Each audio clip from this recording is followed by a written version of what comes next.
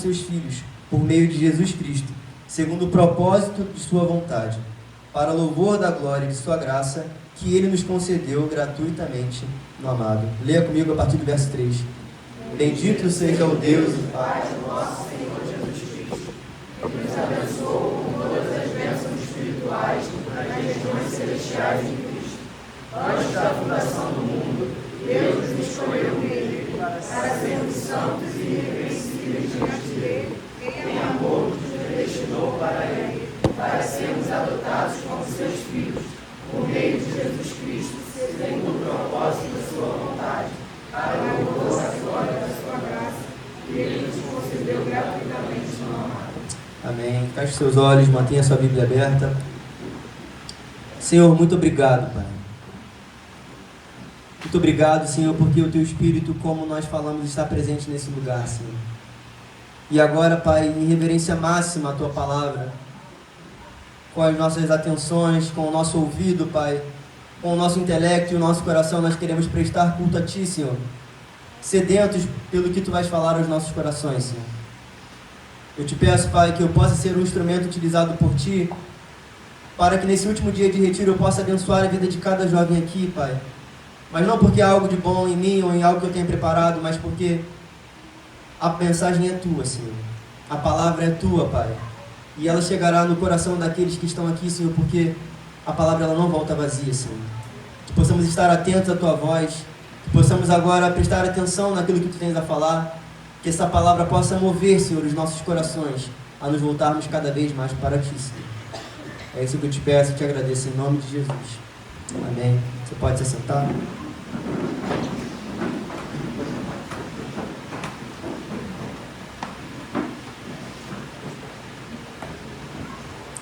Você sabe que na literatura existe um conceito chamado de escapismo literário. Você provavelmente não tenha escutado falar desse conceito, mas muito provavelmente em alguma coisa que você já tenha lido, ou em algum filme que você tenha assistido, ou alguma série que você tenha maratonado na Netflix, você se deu conta e você pode ter já se deparado. Existe um poema muito famoso de um poeta, já falecido obviamente, do Brasil, chamado Gonçalves Dias, chamado Canção do Exílio. Quantos aqui já ouviram a Canção do Exílio? Eu não vou lembrar o poema de cabeça, mas ele diz mais ou menos que minha terra tem palmeiras, onde canta o sabiá, e as aves que ali gorjeiam, não gorjeiam como lá. Estou vendo alguns esboçando, né? Vocês lembram? Nosso céu tem mais estrelas, nossa vida mais amores. Nosso bosque tem mais vida, nossa vida mais amores. Em cismar sozinha à noite, mais prazer encontro eu lá. Minha terra tem palmeiras, onde canta o sabiá. Isso é um poema de uma geração literária chamada de romantismo. E o romantismo ele foi conhecido justamente por trabalhar de um prisma de idealizações.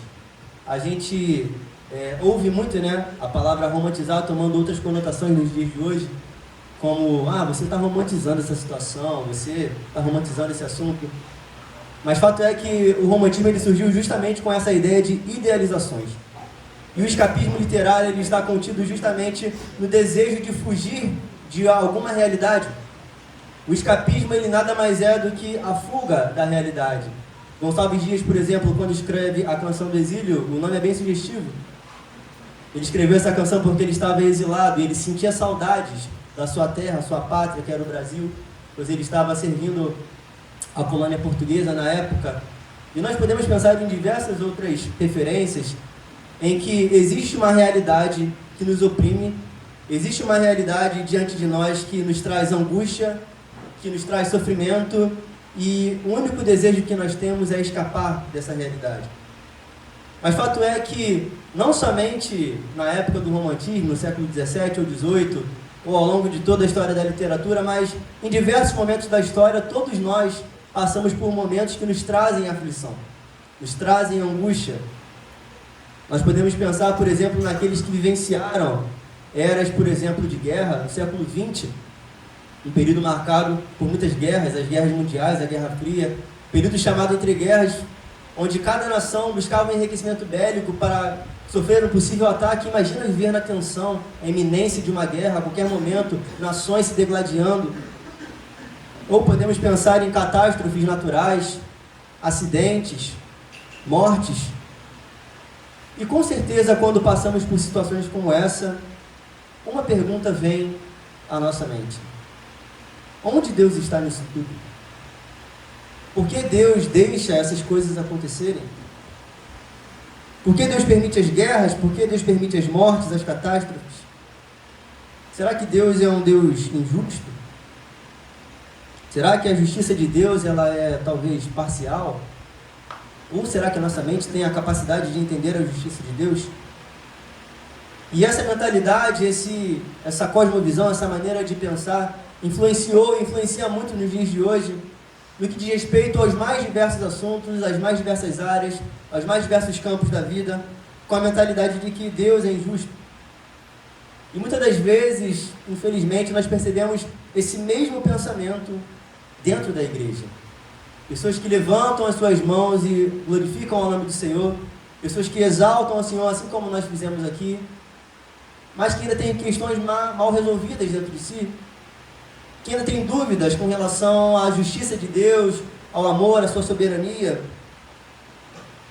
Mas fato é que esse Deus que é justo, que esse Deus que domina sobre todos os eventos e momentos da história, tem uma justiça que é incompreensível, que a nossa mente limitada e frágil não é capaz de entender, porque nós ainda não somos glorificados e nem fomos glorificados. E muitas das vezes, por falta da nossa não compreensão, nós acabamos acreditando num Deus que é injusto. Mas esse Deus, ele tem um chamado para cada um de nós. O Deus que governa sobre todos os eventos da história, um Deus que se revela de Gênesis a Apocalipse, como nós vimos, ele tem um chamado para cada um aqui. Você crê que Deus tem um chamado para a sua vida? Você diga amém? Amém. E o chamado de Deus é que nós sejamos santos. Nós fomos chamados para a santidade. E você pode estar pensando: Pedro, mas o que tem a ver você falar da justiça de Deus e da sua santidade? Porque nós vamos refletir aqui nas palavras do apóstolo Paulo sobre duas doutrinas bíblicas que expressam a justiça de Deus e que nos ajudam na nossa caminhada e na nossa busca por santificação, na nossa busca por santidade. E é sobre elas que eu quero refletir com vocês aqui. O tema que eu dei para essa pregação é: a santificação, ela confirma a nossa salvação. Nós estamos vendo ao longo de todos os estudos, ao longo de todos os retiros, de todas as pregações, como Deus se revela de diversas formas e utiliza diversos meios para trazer a santificação ao seu povo. Óbvio que a pregação da palavra, o devocional, a busca é um excelente meio, mas creio que você já aprendeu a lição de que Deus é um Deus diverso. Apesar de a palavra diversidade ter tomado conotações muito negativas nos dias de hoje, o nosso Deus é um Deus que é diverso e é criativo. E Ele nos enche de meios para nos santificarmos. Mas precisamos entender que o que Ele requer de nós é que, assim como Paulo fala aqui, que antes da fundação do mundo, Deus nos escolheu para sermos santos e irrepreensíveis diante dEle. O que nós viemos aprender aqui, mergulhar e estudar sobre, é sobre esse chamado à santidade, esse chamado para sermos irrepreensíveis diante de Deus. E as palavras de Paulo aqui têm muito a nos ensinar. Antes de entrar na exposição dos versos, eu queria explicar um pouquinho o contexto dessa carta que Paulo escreve. Porque Paulo, quando escreve a sua carta aos Efésios, ele estava preso em Roma. As condições não eram nada favoráveis. A situação em que ele se encontrava era uma situação adversa, era um aprisionamento, era o cárcere. E ele escreve com o objetivo de abençoar a igreja de Éfeso e das cidades vizinhas. Se você já leu, ou se você tiver a oportunidade, eu espero que você tenha, talvez ainda hoje aproveite o momento para isso, de ler toda a carta de Efésios, você vai ver que o conteúdo dessa carta vai discorrer sobre a igreja de Cristo. E é por isso que eu quis trazer essa música que falava que nós somos a igreja de Cristo. A compreensão de que nós não somos apenas filhos que foram adotados de maneira individual, mas que nós fazemos parte de um corpo, de uma família, precisa estar latente nos nossos corações. E isso é um tema central aqui na carta aos Efésios. A compreensão da comunhão, a compreensão do sentido de unidade, de que nós somos igreja, é uma tônica que Paulo ressalta aqui, verso após verso. Ele fala o que é a igreja, qual é a sua origem, quais são os seus deveres, quais são as suas responsabilidades. E todos nós precisamos entender isso. Assim como nós somos igreja aqui, a Igreja Cristã de Nova Vida, mas também a Igreja do Senhor, nós precisamos entender quais são os nossos deveres e as nossas responsabilidades enquanto igreja. E uma delas é buscar a santificação. De maneira resumida, Paulo queria encorajar os irmãos a permanecerem firmes na fé, a crescerem em conhecimento, a confortar os irmãos, pois a sua prisão havia gerado um sentimento de muita tristeza, de muita angústia. E assim como talvez os autores da literatura que usavam do escapismo literário para querer fugir de uma realidade, Paulo estava diante de uma realidade que muito provavelmente ele queria fugir.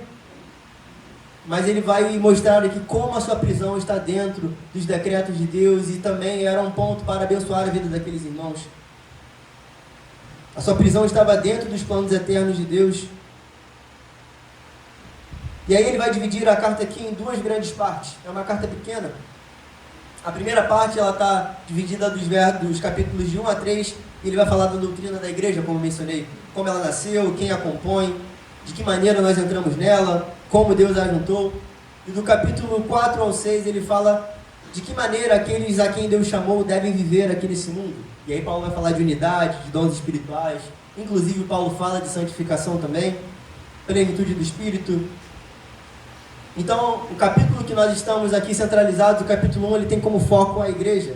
E você vai reparar que a carta ela começa com um convite de Paulo para que seja bendito o nome de Deus. Se você for lá no verso 3, ele começa com essa expressão: bendito seja Deus, o Deus e Pai de nosso Senhor Jesus Cristo.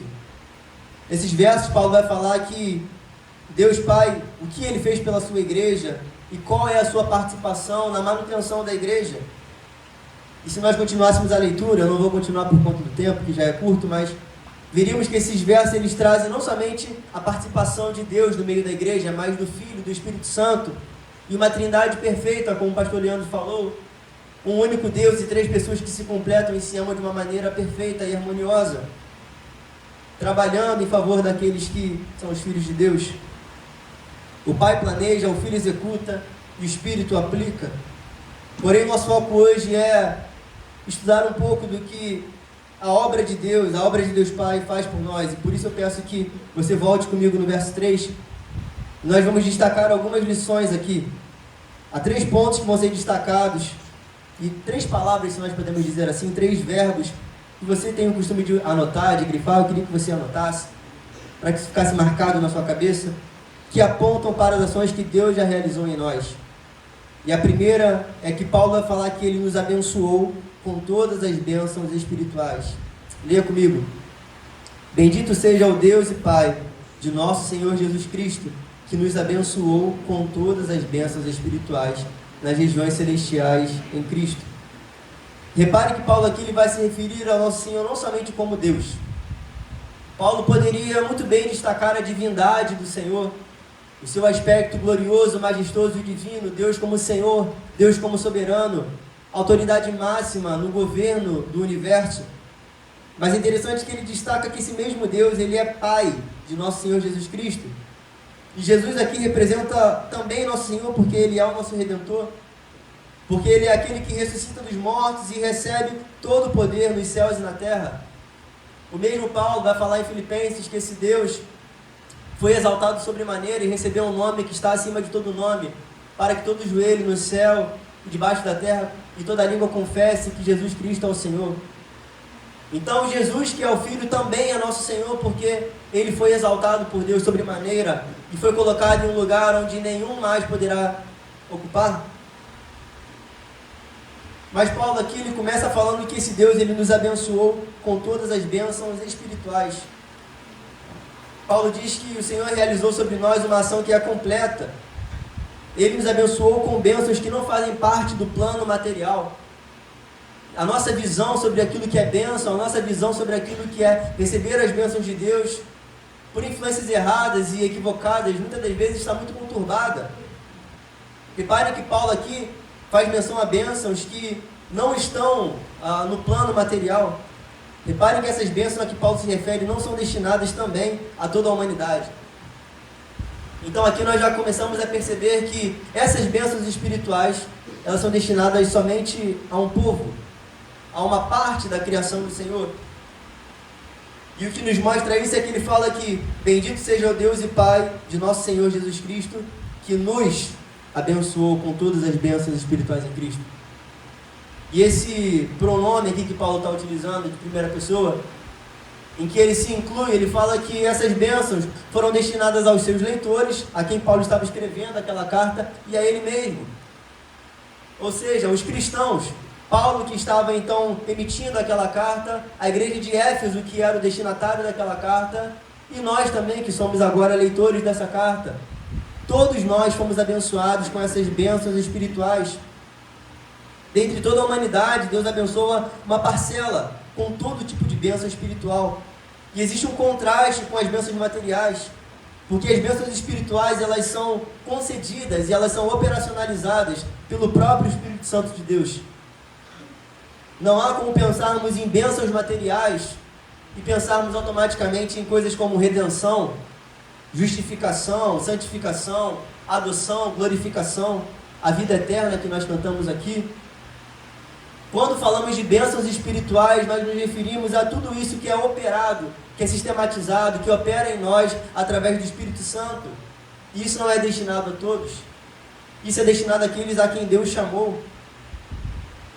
Algumas dessas bênçãos espirituais nós já podemos experimentar aqui, outras somente quando Cristo voltar e nós estivermos em sua presença. Mas fato é que o Senhor já nos deu essa bênção, Ele já determinou. Por isso que a primeira lição nesse caminho, nesse incentivo por santificação, é que Paulo vai falar que nós já fomos abençoados. Nós não seremos, nós não receberemos as bênçãos espirituais. Paulo diz aqui, e por isso ele louva o nome do Senhor, ele diz: bendito seja o Deus e Pai de nosso Senhor Jesus Cristo, que nos já abençoou com todas as bênçãos espirituais nas regiões celestiais em Cristo. Ele faz um contraste com uma realidade que é passageira e material, e por fim, ele vai dizer que essa bênção nos alcançou através de Cristo. Ele nos abençoou em Cristo. Porque essas bênçãos, elas não são resultado do nosso merecimento. Essas bênçãos, elas não são resultado das nossas boas obras, da nossa piedade ou da nossa forma de querer agradar ao Senhor. A base pela qual Deus abençoa é o seu próprio Filho Jesus Cristo. A base pela qual essas bênçãos espirituais, eu já falei delas aqui, a redenção, a justificação, a predestinação, a glorificação, a vida eterna, elas acontecem na nossa vida por conta da pessoa de Jesus Cristo. E dentre todas essas muitas bênçãos, a que Paulo fala aqui, duas ficam muito destacadas e ressaltam aos nossos olhos quando nós olhamos para esses versos. Então a primeira lição, Paulo vai falar que nós já fomos abençoados. Mas ele vai dizer então que existem duas ações precedentes na verdade, das bênçãos espirituais. Volte comigo no verso 4, por favor. Fomos abençoados nas regiões celestiais em Cristo. O verso 4 diz que antes da fundação do mundo, Deus nos escolheu nele para sermos santos e irrepreensíveis diante dele. Antes da fundação do mundo, Deus nos escolheu nele para sermos santos e irrepreensíveis diante dele. E a lição que nós temos aqui é que ele nos escolheu em Cristo antes da fundação do mundo. A primeira coisa que Paulo fala aqui é que ele nos abençoa, mas esse mesmo Deus que nos abençoa também nos escolheu para si. E nós devemos agradecer a Deus porque ele nos escolheu. O significado de escolha é optar por uma coisa em detrimento de outras. Não há como escolher quando você tem somente uma opção. É você mostrar preferência por algo em relação a outro. Em uma escolha sempre queremos algo e deixamos outra coisa. Sempre escolhemos uma opção e a outra não. E Paulo vai falar que é exatamente isso que Deus fez. Ele nos escolheu em Cristo antes mesmo da fundação do mundo. Antes mesmo de qualquer demonstração de piedade que nós pudéssemos ter. Antes mesmo de qualquer boa obra que nós pudéssemos demonstrar, nós já havíamos sido escolhidos pelo Senhor. Isso deve gerar em nós um sentimento de gratidão. Isso deve fazer o nosso coração queimar, porque se nós estamos aqui, se nós estamos buscando por santificação, deixa-me te falar isso, mas isso é uma evidência muito grande, muito clara de que você é um escolhido do Senhor. Se o teu pecado te incomoda a ponto de você não se aguentar, a ponto de te arrancar lágrimas e fazer você achar que você é o mais impuro e o mais injusto e o mais pecador de todos os homens, Isso é uma grande evidência de que você precisa de santificação e de que você foi escolhido pelo Senhor. Paulo está dizendo que é isso que Deus fez por nós, e é por isso que nós devemos agradecer a Ele, e é por isso que ele começa dizendo que bendito seja o Deus e Pai de nosso Senhor Jesus Cristo. Essa escolha, nas palavras de Paulo, ela se refere a ele e seus leitores. Quando Paulo se insere aqui, ele fala que os cristãos foram escolhidos. Essa escolha ela foi feita em Cristo, e Paulo vai dizer que Deus nos escolheu nele. Isso tem uma lição para nós, tem um ensinamento. Significa que a base da escolha não foram os nossos méritos, novamente, não foi o nosso merecimento, não foram as nossas boas obras, a nossa caridade ou nada do tipo. Deus nos escolheu com base na obra de Jesus Cristo. A escolha que foi feita a cada um de nós antes da fundação do mundo, ela tem como fundamento e como base a pessoa de Jesus, e não as nossas boas obras. E Paulo diz que essa escolha ela foi feita antes da fundação do mundo, o que já tira todo o questionamento nosso de que não há uma parcela de participação, não há um fundamento onde nós assumimos uma margem de responsabilidade no processo da nossa salvação. Não há influência das nossas ações nessa escolha. Deus nos escolheu antes de o mundo existir. Na eternidade o Senhor já havia feito uma escolha. A cada um que está aqui o Senhor escolheu antes do mundo existir. Mas essa escolha, Paulo vai dizer que ela é feita com um propósito. E esse propósito é aquilo que nós viemos buscar e aprender aqui. Porque ainda no verso 4 ele vai dizer que ele nos escolheu para sermos santos e irrepreensíveis perante ele. Deus nos escolheu para que fôssemos um povo santo. Então a santidade, a santificação na nossa vida, ela não é somente uma escolha nossa. Ela não é uma opção, mas ela é a resposta de um chamado que foi feito antes da fundação do mundo. Nós não escolhemos por livre e espontânea vontade, sem uma influência do Espírito Santo de Deus, sem uma influência divina, buscar a santificação. Ela acontece nas nossas vidas porque Deus nos impele a isso. Porque nós fomos escolhidos para ser santos, porque a sua igreja, como nós falamos aqui, o povo de Cristo foi escolhido para ser santo e para ser irrepreensível. Devemos ser santos porque Ele nos escolheu para isso. Nós fomos escolhidos para sermos separados do mundo, do pecado e da condenação. E não somente a santidade é um objetivo dessa escolha do Senhor. A eleição ela não tem como finalidade somente a nossa santidade, a nossa busca por santificação, mas Paulo vai falar que Ele nos escolheu nele para sermos santos e irrepreensíveis. Irrepreensível quer dizer aquele que é sem defeito. É aquele em quem não se encontra mácula nenhuma. Deus escolheu um povo para si, para que fosse santo e irrepreensível diante dele. Repare que Paulo não vai falar aqui, e isso precisa estar muito atento a cada um de nós, porque é muito fácil nós termos uma compreensão ou uma interpretação equivocada desse texto.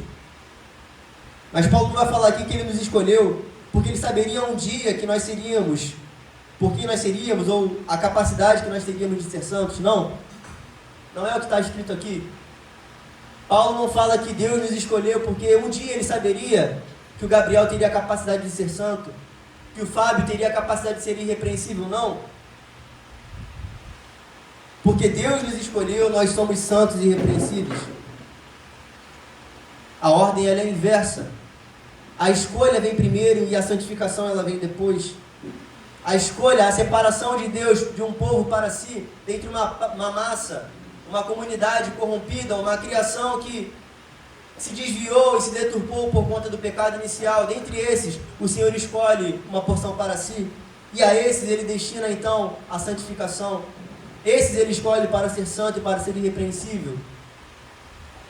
E fica uma reflexão para nós aqui. A partir do momento em que a gente entende que a santidade é um chamado de Deus para cada um de nós, a partir do momento em que a gente entende que ser irrepreensível é um desejo, é uma ordem de Deus, é o objetivo da sua escolha para cada um de nós, como nós temos atendido a esse objetivo? Eu sou o primeiro a levantar as minhas mãos e dizer aqui que eu preciso atender melhor, que eu preciso rever os meus conceitos, preciso rever os meus passos e os caminhos que a minha vida tem tomado. porque eu fui escolhido para ser santo e irrepreensível. E essa verdade muitas das vezes se perde do nosso olhar. Essa verdade muitas das vezes é esquecida da nossa mente e nós levamos a nossa vida como se ela tivesse uma finalidade nela mesma.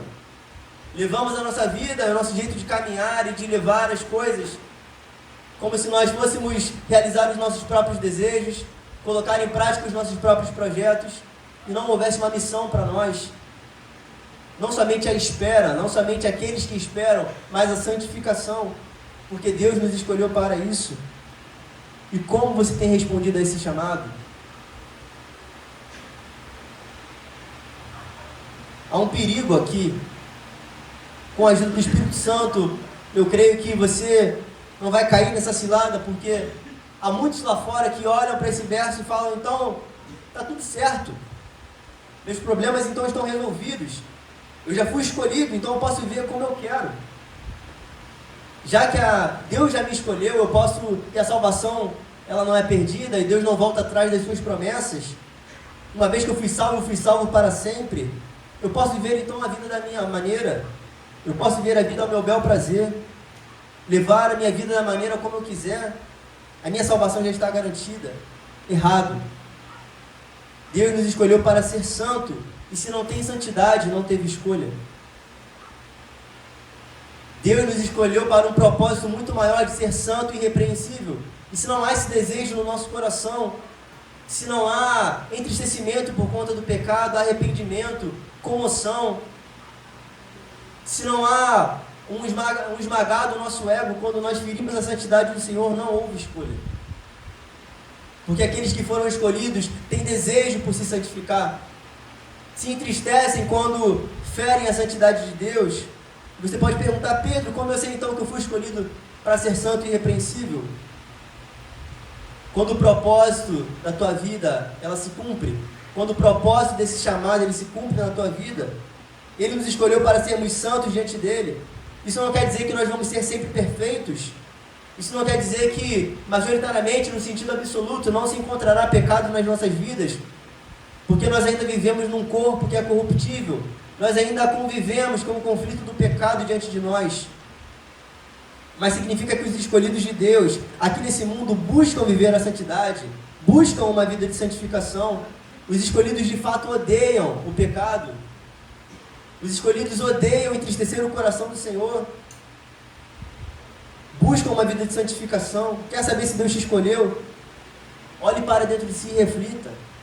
Faça uma autoanálise agora nesse momento.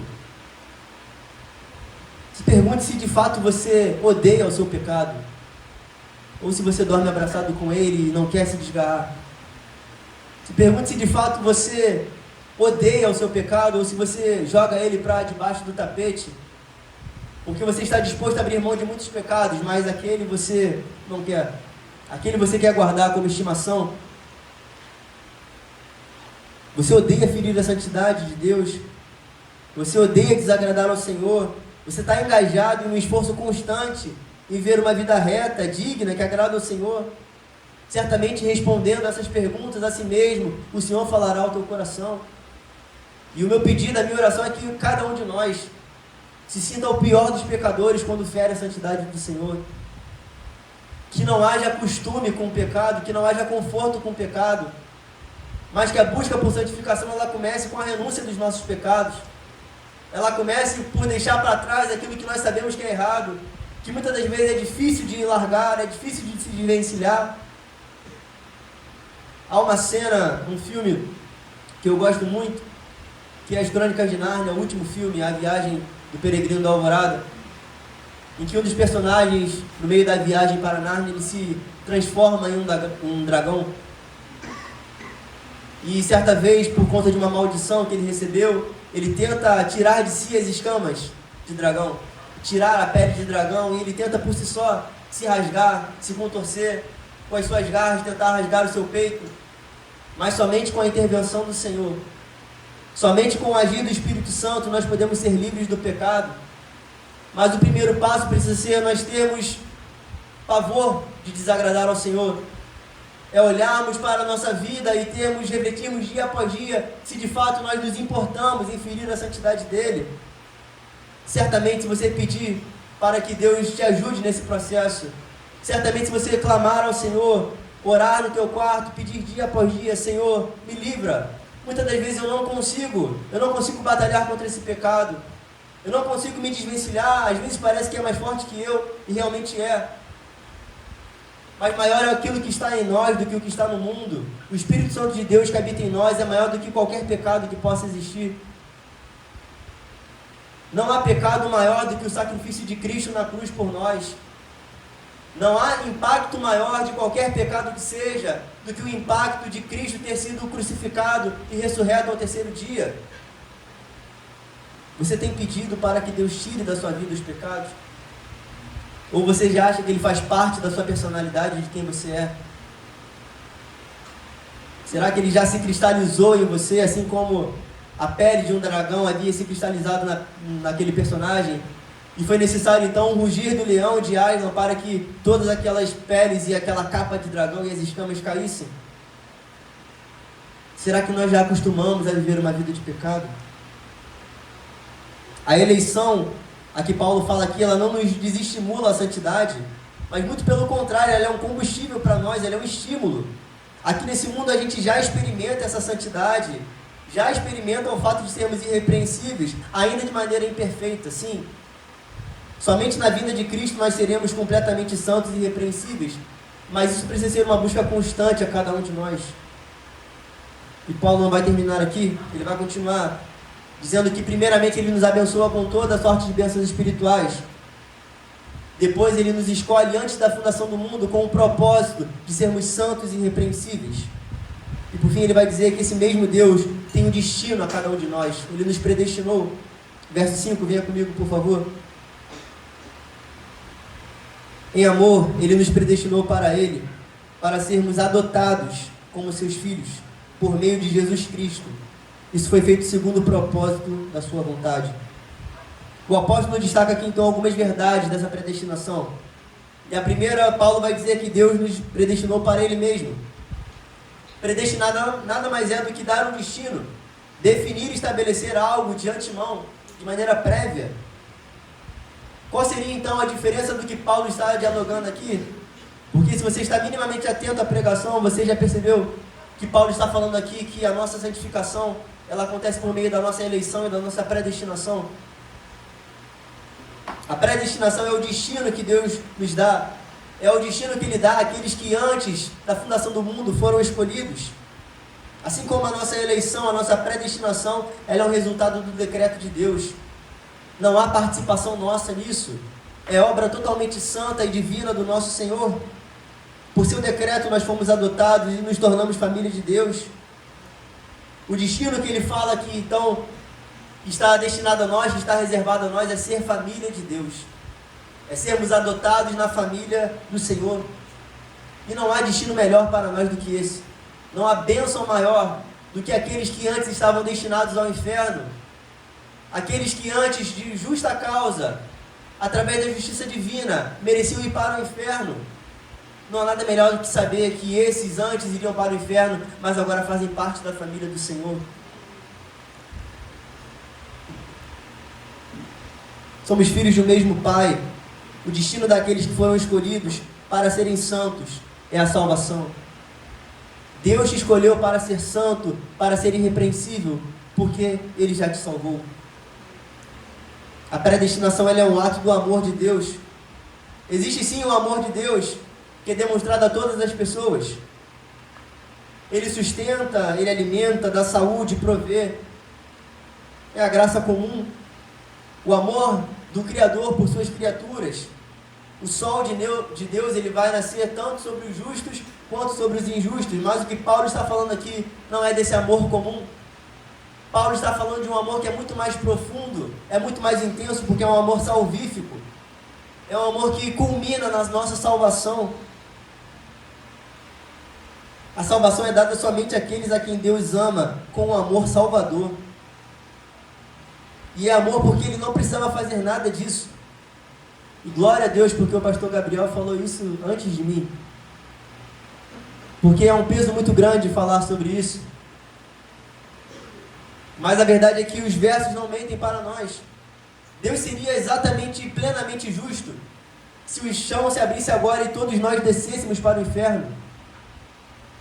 Não haveria injustiça nenhuma se não houvesse nenhum santo, nenhum salvo.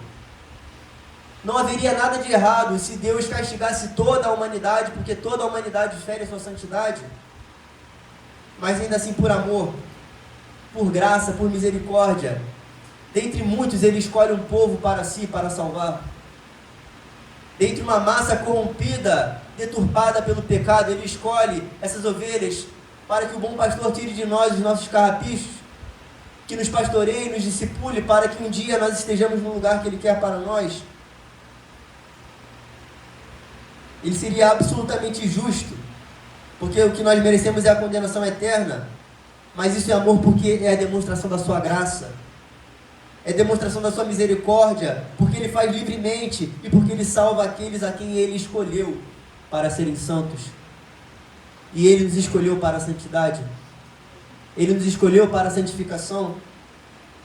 E isso é um resumo do que é ser igreja. Nós cantamos aqui, levantamos as nossas mãos e dizemos que nós somos o corpo de Cristo. A igreja é esse povo que Deus escolheu e predestinou para Ele, do restante da humanidade, cujo propósito é glorificar ao Senhor.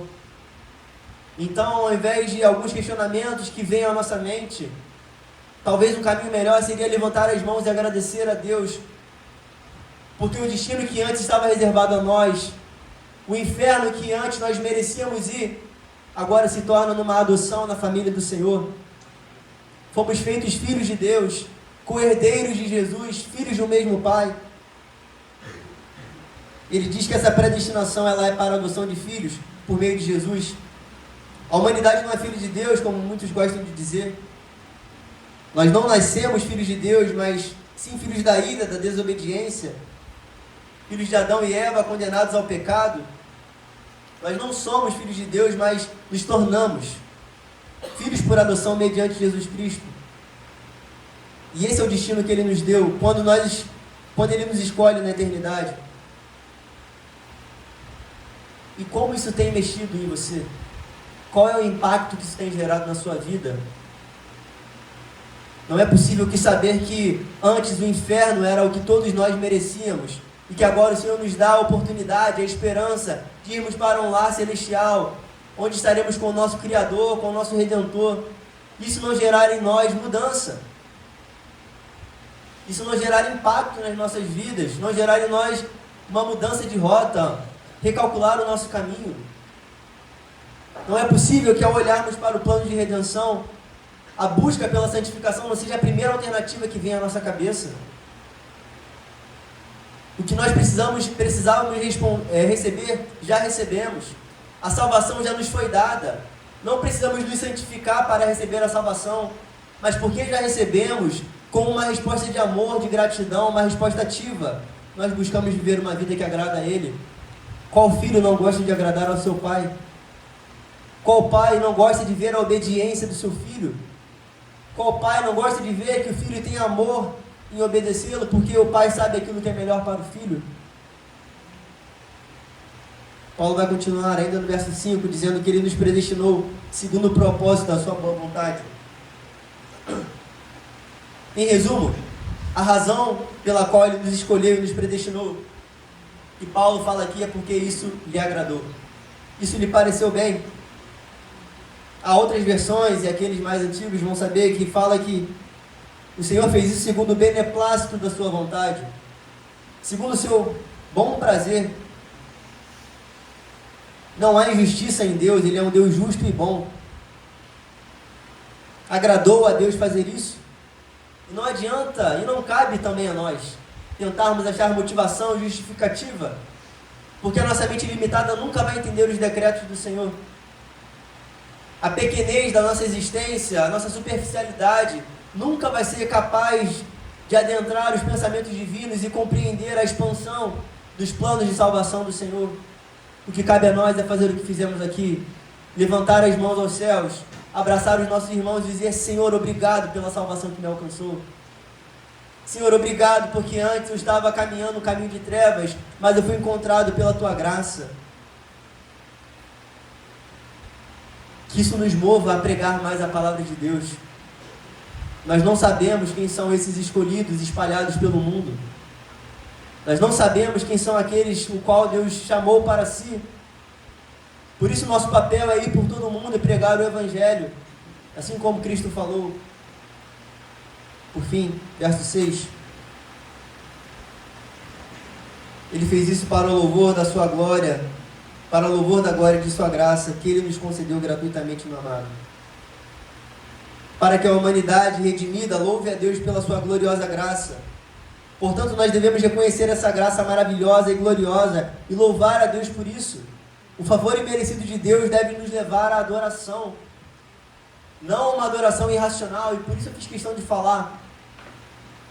Talvez repense como você tem ido ao culto. Pense, raciocine nas coisas que você está fazendo. No momento da ceia, não somente sinta a comoção espiritual que há naquele lugar, mas entenda a lembrança que está sendo feita ali.